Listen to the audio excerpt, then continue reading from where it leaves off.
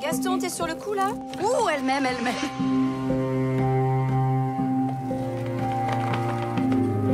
Alors, le film, il a été écrit vraiment par deux scénaristes qui aiment le cinéma de genre et qui défendent certaines références comme étant presque des références sur lesquelles ils ont imaginé leur film. Et je pense à Phase 4 de Saul Bass. Moi, j'ai un rapport différent à cette filmographie parce que je la connais très mal. Je trouve super fort en Europe et surtout en France, c'est d'être un peu au carrefour de plein de cinéphilies différentes parce que finalement je ne me suis pas basé sur des références de films d'insectes ou de cinéma d'horreur, mais sur des documentaires, sur le monde paysan, sur un rapport différent à une filmographie qui pour moi était le cœur du film. Ça va? Quoi? T'as pas l'air bien, là.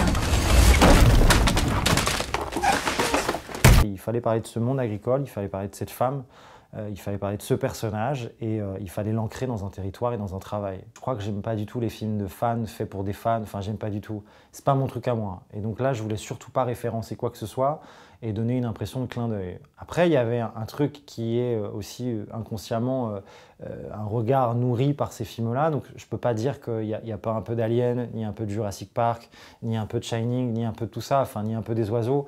Enfin, ça serait mentir et un peu prétentieux de dire non, moi voilà, j'ai fait un film différent des autres, c'est nouveau, on s'inspire forcément de tout ça. Shining, pour moi, c'était intéressant parce que c'est quand même la trajectoire d'une femme qui perd le contrôle. Alors, elle ne devient pas folle, mais elle est poussée à perdre le contrôle et à mettre en danger ses enfants alors qu'elle pensait pouvoir faire l'inverse. Et c'est ça qui m'intéressait, c'était de voir tout d'un coup un monstre, le vrai monstre, pas ces sauterelles, mais cette femme capable de devenir dangereuse à l'égard de ses enfants. Here's Johnny.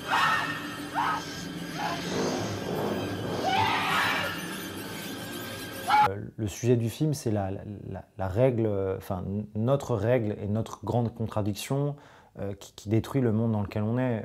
Je pensais à La Vache Folle avant de faire la nuée, et puis en finissant la nuée et en voyant le Covid, enfin maintenant on pense au Covid.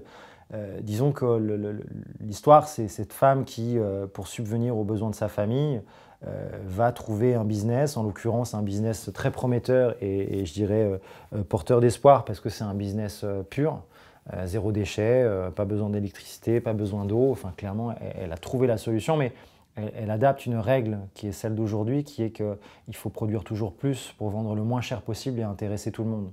Et c'est en appliquant cette règle qu'elle détruit l'environnement naturel et très équilibré avec lequel elle travaille. Et c'est en adaptant cette règle qu'elle va créer un monstre, créer un univers qu'elle ne va plus pouvoir maîtriser.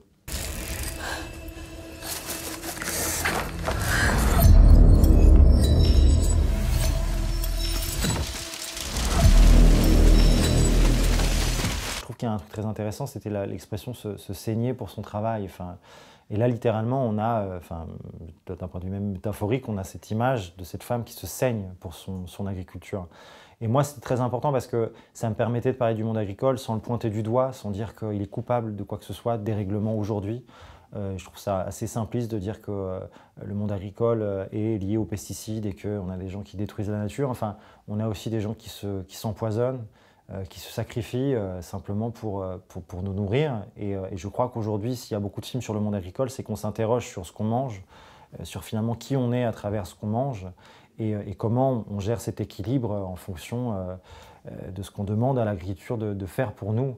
Et je crois qu'aujourd'hui, dans notre assiette, il y a énormément de questions qu'on se pose sur notre façon d'acheter, de consommer, et puis surtout d'oublier ces hommes et ces femmes qui se saignent pour leur travail et qui, eux, n'ont pas grand-chose pour vivre.